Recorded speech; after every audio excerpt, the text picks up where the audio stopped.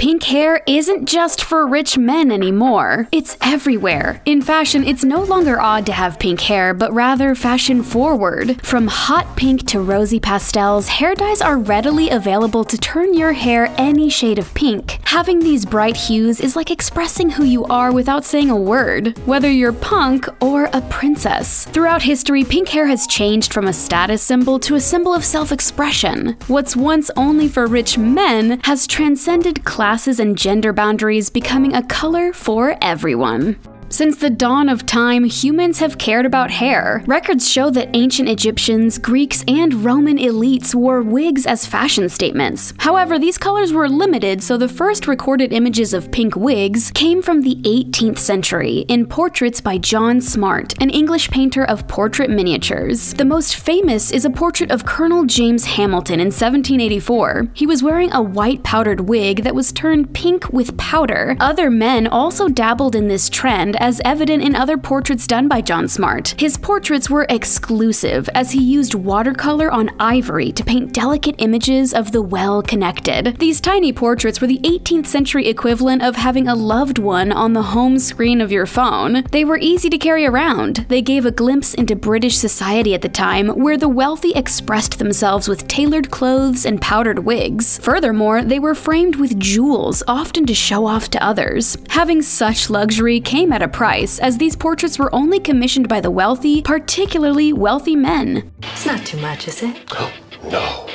In fact, wigs themselves were a status symbol. In the 17th century, hairlines were an important aspect of fashion. A good hairline was the mark of a well-bred man. Unfortunately, disease was on the rise in Europe. Before the discovery of antibiotics, people suffered all the effects, including sores and patchy hair loss. Thus, good hair became associated with status and style. Wigs did not become widespread until two kings started to lose their hair. King Louis XIV of France at age 17 and his English cousin, King Charles II. They used wigs likely to hide their diseases, but nevertheless, a trend was born. The elites copied nobility. Then the trend trickled down to the merchant class. As wigs became more popular, they became a status symbol for people to flaunt their wealth. An everyday wig cost a week's worth of wages for a commoner. The term bigwig stems from this era, when British nobility would spend upwards of 800 shillings, which is about $10,000 in today's money, on a single wig. In the 18th century, everyday men's wigs were powdered to give them a distinctive white or off-white color. Wig powder was made from finely ground starch that was scented with orange flower, lavender, or orris root. Wig powder was occasionally colored violet, blue, pink, or yellow, but was most often off-white. While most wore neutral colors, a few brave men embraced bright wigs such as pink. Women did not wear wigs, but sometimes wore a coiffure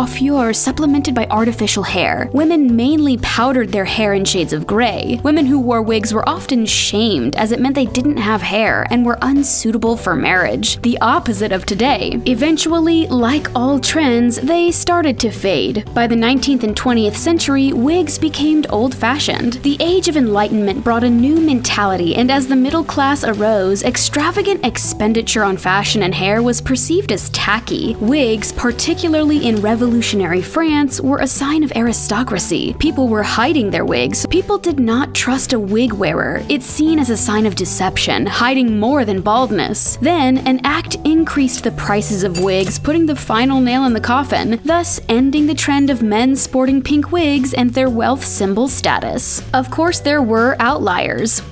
One was a senator named James Hamilton Lewis from Illinois in the early 20th century. He was the first official whip of the Democratic Party who had been a Shakespearean actor before going into politics. Lewis's portrait hangs outside of the Senate chamber. In it, Lewis is clearly wearing a wig. He wore a different wig every day. He had rather pinkish colored whiskers. Lewis was known to be something of an eccentric in manner and dress, sporting Van Dyke whiskers and a collection of wavy pink toupees. They helped highlight highlight his individualism. Nowadays, depending on who you ask, is it appropriate to have pink hair as a senator? Challenging that notion is Senator Kyrsten Sinema, who wore a $12.99 wig on the Senate floor to make a statement, to set an example of social distancing from hair salons. Whether it's to cover her roots or to hide a DIY haircut, it's clear that Sinema's hair is saying stay home. Some were critical of her colorful hair, but she has not let it bother her. Senator Sinema, like many during the COVID-19 pandemic, is trying out pink hair. Self-isolating celebrities are trying new hair transformation. Anna Camp, Sarah Michelle Gellar, Maddie Ziegler, Dua Lipa, Elle Fanning, Ricky Martin, Jennifer Love Hewitt, Sarah Hyland, and many more have all embraced the rosy hue. Apart from celebrities, it seems everyone is trying it out. Why pink? The Cut explains why people choose a special shade of pink, called millennial pink, for their hair during tough times. At first, in 2012, when the color really started showing up everywhere, it appeared as a toned-down version of its foil, Barbie pink, a softer shade that looks as if all the blue notes have been taken out. By the time everyone started calling it millennial pink in the summer of 2016, the color had mutated and expanded to include a range of shades from beige with just a touch of blush to a peach salmon hybrid. Even if pink is thought to be a girly girl color, millennial pink has become androgynous. For the millennial generation, times can be confusing. Namely, politics can be a mess, millennial debt is climbing, and the newspapers are filled with stories of harassment. It's not surprising that a color associated with innocence and uncomplicated childhood has held a strong position in the public consciousness for so long. Whether you realize it or not, you're gravitating to pink during hard times. A report in 2015 found a direct link between millennial fondness for the markers of childhood nostalgia, unicorns, milkshakes, cartoons, and their restricted access to the markers of adulthood, like a lifelong job, owning property, pensions, and life insurance. In times of the pandemic and endless news cycles, pink is a soothing color. Also, having pink hair is just fun, something we can all get a bit of in troubling times. Others have theories about how pink hair signifies a mental shift. The color pink also represents love, caring, and gentleness. In quarantine, with endless amounts of time to experiment, people are subconsciously turning to pink, as it presents self-care and self-love, something we all need.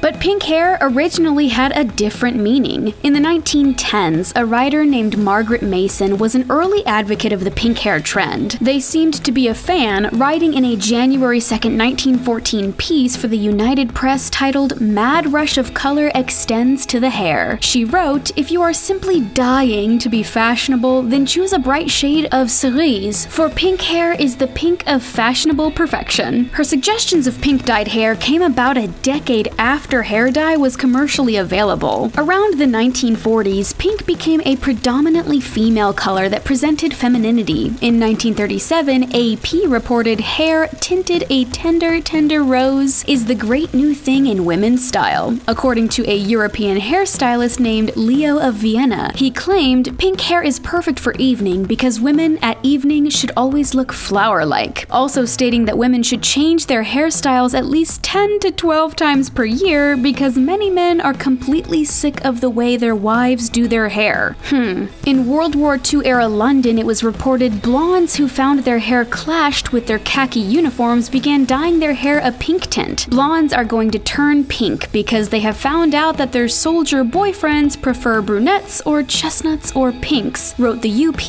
in September of 1940. Times sure have changed. This type of outdated thinking is long gone, thank goodness. Nowadays, when people dye their hair pink, it's for themselves. Feeling good is an important part of the self-care that we all need. In 1948, there was a shift where pink hair became part of fashion. An article printed in the Toledo Blade declared the fabulous style center of Paris tells her what color hair she must have if she wants to be up to the minute. 3 new hair shades were promoted as the next big thing. The most startling was one called Hermine Rose. It was seen as highly decorative, startling and brand new. In the 1950s, with advances in modern hair colorants, there was more exploration with hair color. In cinema, we got a pink-haired starlet Shirley MacLaine in What a Way to Go. The everything pink aesthetic has been paid homage by Zendaya and Lizzo. Also in cinema was Brigitte Bardot in 2 Weeks in September with her rose-colored wig. The symbolic hair color was used in significant parts of the movie, making a lasting impact on pop culture. Apart from real people, pink hair was prevalent in anime, cartoons, and toys such as troll dolls. Then in the early 1970s, pink hair and other bright colors came to represent subcultures like punk and goth. Pink can be a subtle color, but having pink hair was not office-friendly, which marked the wearer as an outlier. Hence, having pink hair was partially rebellious. In the punk era, vivid colors were contrasted with harsh styles such as spikes, studs, and shaved heads. The feminine connotations of pink and the aggressive shapes being formed allowed people to play with style. In the 1990s, Gwen Stefani was a perfect representation of this, challenging ideas of hyperfemininity. Seeing Gwen rock her pink locks with her punk attitude made everyone want to try it. Stefani's pink hair is a nostalgic memory for many, but other celebrities also adopted the look and helped make it iconic. It's not unusual to see photographs of a pink-haired Kate Moss from the 1990s re-emerging on Instagram. Her pink hair on that Versace runway cannot be described as anything else but iconic. Along with the current resurgence of 90s trends, pink hair is at the forefront. Gwen Stefani gave us a nostalgic throwback when she recently dyed her tips hot pink, an ode to her iconic 90s look. Females with pink hair in film often marked eccentricity, outlandishness, or extravagance. The film trope Manic Pixie Dream Girl stylizes a female character with out-of-the-box hair color to highlight her uniqueness. Such examples include Clementine in Eternal Sunshine of the Spotless Mind with multiple hair colors throughout the movie, Lilo in The Fifth Element, and Ramona Flowers in Scott Pilgrim vs. the World. Pink represents femininity, but it depends on the character. In Lost in Translation, Scarlett Johansson as Charlotte in her pink wig frees her. Natalie Portman's similar pink wig in Closer does something similar but also different. Kirsten Dunst as Marie Antoinette and Elizabeth Banks as Effie Trinket donned pink hair as symbols of extravagance while identifying them as significant characters. All of these women had their individualistic femininity traits tied to their hair. Another notable example is Margot Robbie's Harley Quinn in The Suicide Squad and Birds of Prey. Her two-toned signature hair with bubblegum pink and blue-tipped ends have become iconic in pop culture. The hairstyle has become a Halloween favorite as many have tried it. It represents Harley's femininity and vulnerability, all while she's being a fierce warrior. Similar to parts of modern feminism, hence why many women relate to Harley Quinn and what her signature look represents.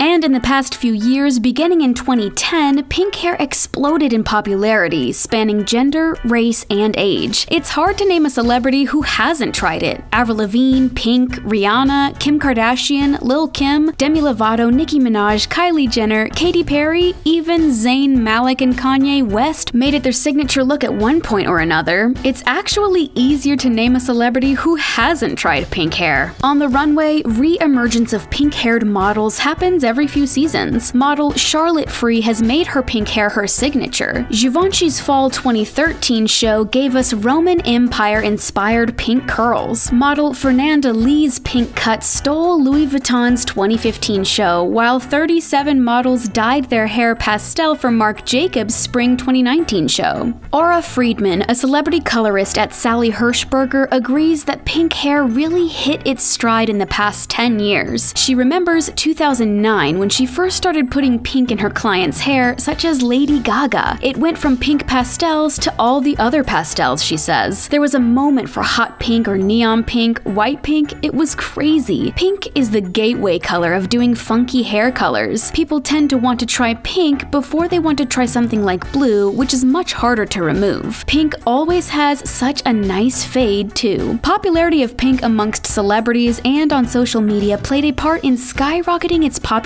with the general public. Social media helps show diverse ways to style pink hair with subtle updates. Unlike the 1970s, current shades of pink are wearables and not as edgy. And with time, time, there's an improvement of color technology, allowing little to no compromise on the hair. You can have healthy hair and be quite bold. Acceptance of bold hair colors has seeped into normal life. With open minds, pink is being embraced as an office-appropriate hair color. All while in the East, pink hair had a different story. In Asian societies, black hair was necessary for school. Dyed hair was a marker of a rebel. In anime, characters can have the wildest hair colors, but regular people were confined to black hair. Exceptions were celebrities and those who did not have an office job. However, times are changing as dyed hair is simply turning into an act of expressing one's style, and that's thanks to social media and the strides that have been taken before. Japanese fashion subcultures were created by younger generations to express themselves. Cosplayers donned brightly colored wigs to dress up as their favorite characters. Fairy K style often has pastel-colored hair, an ode to the 1980s color themes of Care Bears and My Little Pony. In Visual K, hair is wild and bold, including being a shocking shade of pink. There are many other subcultures and more that will come out as Japanese street fashion evolves. In South Korea, pink hair has been a staple of the K-pop scene since the early 2010s, with an exception of a few early pioneers. K-pop beauty and fashion standards are high, and idols are the epitome of both. With every K-pop comeback, it meant new haircuts. Pink was given to both female and male idols, as seen on Twice, BTS, and Blackpink. The bright color helps one member stand out against their darker-haired contemporaries. For Asians, pink hair is harder because naturally black hair needs to be bleached first. Often, idols with continuously bleached hair suffer from hair damage. While singers are free to have pink hair, it's typically frowned upon in regular society. But as new waves of self-expression and style freedom washes over Asia, both women and men are embracing pink hues for their hair. Who knows? Maybe one day it'll become office appropriate in Asia. One thing is for sure, pink hair is definitely going to stick around. You might just be seeing more of your favorite celebrities and influencers trying the shade on. And as fashion always tries to reinvent itself, pink hair isn't going to go anywhere on the runway either. What was once only for rich men is now for everyone. For some, it's their identity, while others are using it as a message. Pink hair will continue to evolve, and its symbolism will change as society changes.